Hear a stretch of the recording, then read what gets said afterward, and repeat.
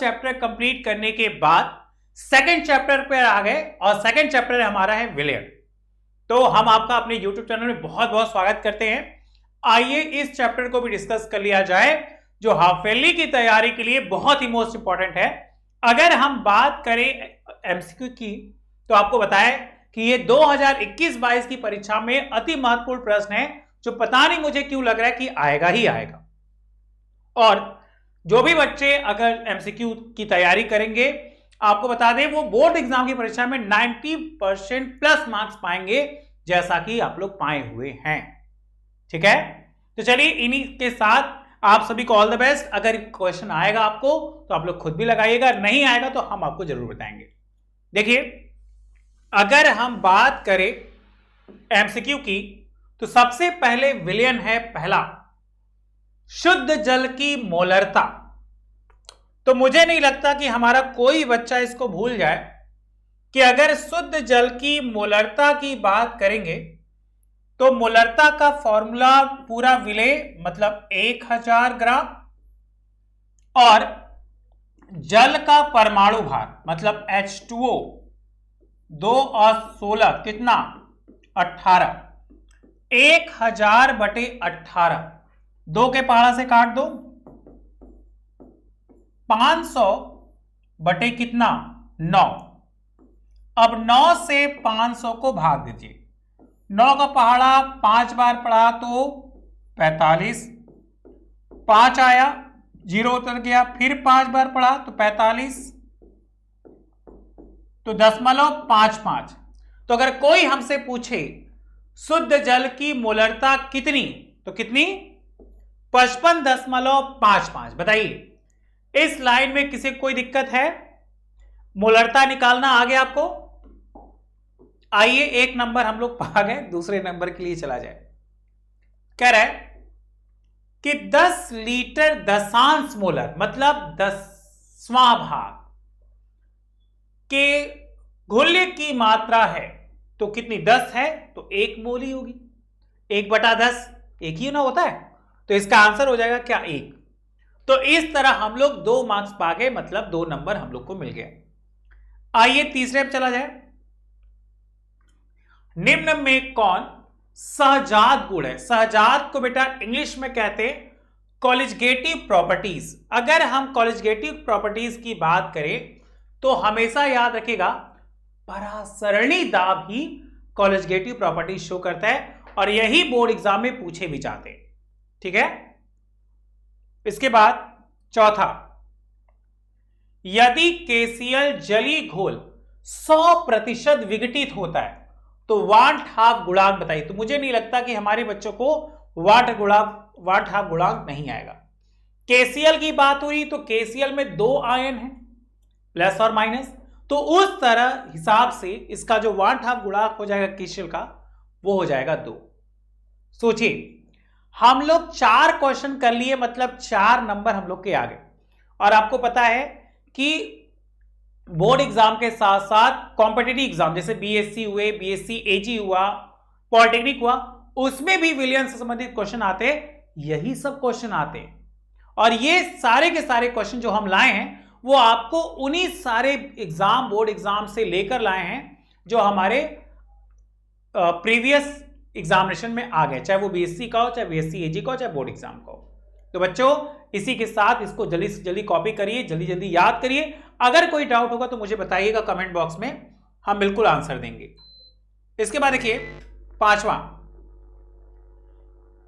इनमें चारों में से कौन सा है जिसकी सांद्रता है 0.01 m को घोलने पर न्यूनतम हिमांक आएगा। तो याद करिए क्वेश्चन हमने न्यूमेरिकल में करवाया था कि मुख्यतः एल्युमिनियम सल्फेट क्या Al2SO4 का होल थ्राइस, इसमें जो है इसकी मात्रा हमेशा न्यूनतम आती है।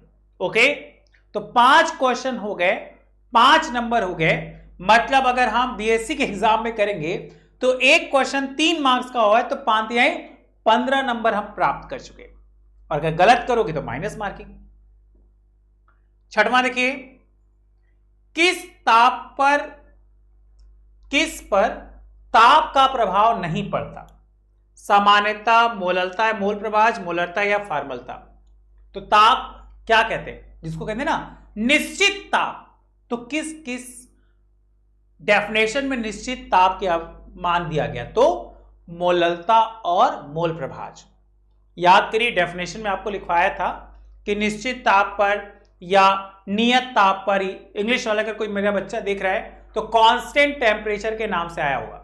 तो समझ जाइएगा किसमें, मोलैलिटी और मोल फ्रैक्शन।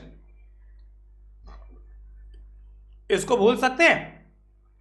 7वां, प्रोटीन तथा पॉलीमर। याद करिए, एक तरह से बहुलक आणविक द्रव्यमान ज्ञात करने के लिए इन चारों में से कौन सी विधि अपनाई जाती है? तो बिल्कुल परासरणी दाब, ऑस्मोटिक प्रेशर। इस विधि का उपयोग करते कब? प्रोटीन और किसी भी सांद्रता को व्यक्त करने के लिए।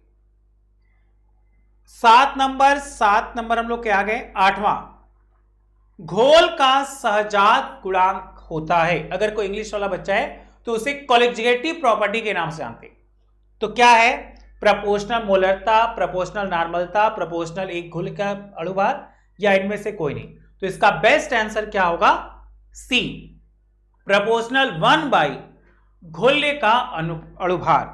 हम बोर्ड से हट जा रहे हैं, आप इसको कॉपी कर लीजिए, क्योंकि जितनी जल्दी आप कॉपी करेंगे उतनी जल्दी क्लियर होगा और हम लोग उतनी जल्दी आगे बढ़ते जाएंगे। आ रहा है समझ में? चलिए, अच्छी बात है।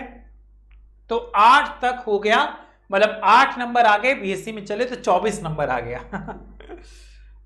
9 नंबर, निम्न में कौन एंटी फ्रीज का काम करता है? एंटी फ्रीज का मतलब कि वो क्या हो जाए? शीतलक हो जाए। तो कौन सा? Ethylene glycol. इसी का इस्तेमाल करते हैं हम लोग प्रतिशीतलक में। अगर कोई ना समझ में आए, हिंदी वाला बच्चा हो, तो बेटा इसे हम हिंदी में कह सकते हैं क्या? प्रतिशीतलक। इस नाम से आएगा कि प्रतिशीतलक में एथिलीन ग्लाइकॉल। याद करिए, हमने आपकी कॉपी में एथिलीन ग्लाइकॉल का फॉर्मूला लिखवाया था। ठीक है, तो 9 नंबर हम लोग पा गए। आइए 10वें नंबर की ओर चला जाए। 10वां नंबर कह रहा है कि ठंडे प्रदेश में कार के रेडिएटर, देखिए रेडिएटर देखा होगा, कार में जहां पानी भरते हैं, जिससे कहते हैं ना कि कभी कभी नहीं गाड़ी बहुत ज्यादा गर्म हो गया तो उसको ठंडा करने के लिए जिस चीज का इस्तेमाल करते हैं उसी को कहते हैं रेडिएटर। में पानी के साथ एथिलीन ग्लाइकॉल डाला जाता है। क्यों डाला जाता है भाई? कि ठंडा में पानी के हिमांक को घटाता और गर्मी में क्वथनांक को बढ़ाता है। जल में क्वथनांक को बढ़ाता है या जंगरोधी, या इनमें से कोई नहीं। तो आपको पता है कार है, तो कार ठंडे प्रदेश में चला रहे, क्योंकि साफ साफ कह रहा है कि ठंडे प्रदेश में कार के रेडिएटर में पानी के साथ एथिलीन ग्लाइकॉल क्यों डालते हैं? क्योंकि ठंडा में पानी के हिमांक को घटाता है। क्योंकि आपको पता है कि 0 डिग्री सेल्सियस पर यह फ्रीज हो जाएगा, और अगर फ्रीज हो जाएगा तो गाड़ी चलेगा ही नहीं, गाड़ी बंद हो जाएगा। तो उसके लिए इस्तेमाल करते एथिलीन ग्लाइकॉल, जो गर्मी में क्वथनांक को क्या करेगा? बढ़ा देगा। ओके, समझ में आया? तो 10 तक हो गया। आइए 11 चला जाए। देखिए बहुत ही मोस्ट इंपॉर्टेंट, नाम सुना होगा राउल्ट का नियम। अब राउल्ट का नियम पॉजिटिव नेगेटिव दोनों पे जाता है। तो इनमें से कौन सा है जो राउल्ट के नियम से धनात्मक विचलन प्रदर्शित करता है? बेंजीन और क्लोरोफॉर्म, बेंजीन और एसीटोन, बेंजीन और एथेनॉल, बेंजीन और कार्बन टेट्राक्लोराइड। तो इसका बेस्ट आंसर क्या है? बेंजीन और क्लोरोफॉर्म। ये बेस्ट आंसर है, इसको आप अच्छे से याद कर लीजिएगा कि बेंजीन और क्लोरोफॉर्म जो है राउल्ट के नियम से धनात्मक विचलन प्रदर्शित करेंगे। 12वां, कौन अणुसंख्य गुणधर्म नहीं है? अब याद करिए, कॉलेजिएटिव प्रॉपर्टीज में इसको लिखवाए थे अणुसंख्य गुणधर्म में कि 4 होते नहीं। सबसे पहला था हिमांक में अवनमन, परासरण दाब, क्वथनांक में उन्नयन, मोलल उन्नयन स्थिरांक। तो यही जो है वो अणुसंख्य गुणधर्म में नहीं आता। अणुसंख्य गुणधर्म एक लाइन नहीं, 1 2 3 4 करके लिखवाए थे। याद करिए बोर्ड पे लिखवाए थे। तो कौन सा नहीं है? मोलल उन्नयन स्थिरांक। क्वेश्चन नंबर 13 कि किसका क्वथनांक चारों में से NaCl हुआ, सुक्रोज हुआ और BaCl2 हुआ और लास्ट में ग्लूकोज हुआ, अगर कोई हमसे सुक्रोज का फॉर्मूला पूछ ले तो याद रखिएगा बच्चों, सुक्रोज का फॉर्मूला C12H22O11। इसको तो जान ही रहे, इसको ग्लूकोज कहते हैं।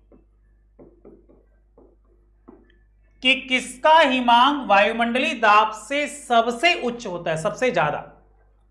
NaCl का, सुक्रोज का, BaCl2 का या C6H12O6 ग्लूकोज का? तो इसका बेस्ट आंसर क्या है? ग्लूकोज। बताइए, अगर डाउट होगा तो बिल्कुल कमेंट बॉक्स में आप कमेंट करिएगा। तो 13 हो गया, आइए 14 चला जाए। क्या कह रहा है? H3PO3। याद करिए, आपको बता रहे थे अम्ल में क्षारकता और क्षार में अम्लीयता। तो हमारे पास है H3PO3। और जब H3PO3 को आप तोड़िएगा बच्चा तो क्या आएगा? 3H प्लस और PO4 पे -3। उसी तरह जब H2SO4 को तोड़ेंगे तो 2H प्लस और SO4 पे -2। उसी तरह अगर हम अम्ल HCl की बात करेंगे तो यहां पे हो जाएगा हमारा H प्लस और Cl माइनस। इंग्लिश वाले बच्चों ध्यान दो, हमसे पूछा है बेसिसिटी। बेसिसिटी को हिंदी में कहते हैं क्षारकता। तो इसकी हो गई 3, इसकी हो गई 2, इसकी हो गई 1। और अगर CH3COOH का पूछता तो इसको 4 नहीं कहना क्योंकि 4 में अक्सर गलती हो जाती है। इसकी हो जाती है क्या? 1। यही ठिया हम लोग करते थे गलती। कॉपी कर लीजिए बच्चा, समझ में आ रहा है? तो 14 तक हो गया क्लियर। मतलब इसका आंसर हो जाएगा क्या? त्रिभाषमिक, मतलब 3 बेसिसिटी इसका आंसर होगा। आइए 15 नंबर देखा गया। कह रहा है कि 5 ग्राम ग्लूकोज 20 ग्राम जल में क्या कर दिया गया? घोला गया। तो विलयन की भार प्रतिशतता बताइए। 5 ग्राम ग्लूकोज है, 20 ग्राम जल है, मतलब ये बर्तन है, इस बर्तन में 5 ग्राम हो गया हमारा ग्लूकोज, मतलब विलेय, और लगभग 20 ग्राम हो गया क्या? जल। हमसे पूछा है भार प्रतिशतता। अब भार प्रतिशतता का फॉर्मूला हम लोग क्या जानते हैं? भार प्रतिशतता, विलेय का भार मतलब 5, विलयन का भार 20 और 5 25 गुणे क्या? 100। 25 को काटा 4 पंजे काटा कितना? 20%। क्यों? क्योंकि जब विलयन की बात करेंगे तो विलयन में विलेय और विलायक दोनों आएंगे। तो इसके अनुसार 5 और 20 ये हो जाएगा 25। कॉपी करिए। जितनी जल्दी कॉपी करेंगे उतनी जल्दी क्लियर होगा। हम लोग 15 क्वेश्चन कर चुके, मतलब 15 नंबर तैयार ठीक है। आइए 16 पे चला जाए। देखिए 16 नंबर कह रहा है कि विलयन में विलेय की मोललता किस यूनिट में व्यक्त की जाती है? याद करिए, लिखवाए थे ना, मोल किलोग्राम इनवर्स विलायक। तो इसका आंसर हो जाएगा सी, मोल किलोग्राम इनवर्स विलायक। क्वेश्चन नंबर 17, निम्न में से विलयन का जो गुण ताप पर निर्भर नहीं करता। अभी कुछ देर पहले एक और क्वेश्चन आया था इसी रिलेटेड। तो ऐसा कौन सा है जिसमें ताप क्या होता है? कांस्टेंट। तो मोललता, मोलैलिटी। 18वां, जल की मोलरता। देखिए क्वेश्चन रिपीट हो गया, टाइप करने में क्वेश्चन रिपीट हो गया। जल की मोलरता, अभी कुछ पहला ही क्वेश्चन था हमारा, 55.5 मोल प्रति लीटर या मोल लीटर इनवर्स। ये बहुत ही मोस्ट इंपॉर्टेंट है, हर कॉम्पिटिटिव एग्जाम में पूछ लिया जाता है। सेकंड लास्ट है, उच्च अणुभार के पदार्थ का अणुभार निर्धारित करने के लिए निम्न में सबसे उत्तम विधि कौन सी है? हिमांक अवनमन, क्वथनांक उन्नयन, परासरण दाब या वाष्प घनत्व मापन? तो इसका बेस्ट आंसर क्या होगा? परासरण दाब। यह था क्वेश्चन नंबर 19 सेकंड लास्ट। और आज के क्लास की लास्ट क्वेश्चन है क्या? 20वां, कि नीचे दिए गए जलीय विलयनों में किसमें सबसे श्रेष्ठ विद्युत चालक है?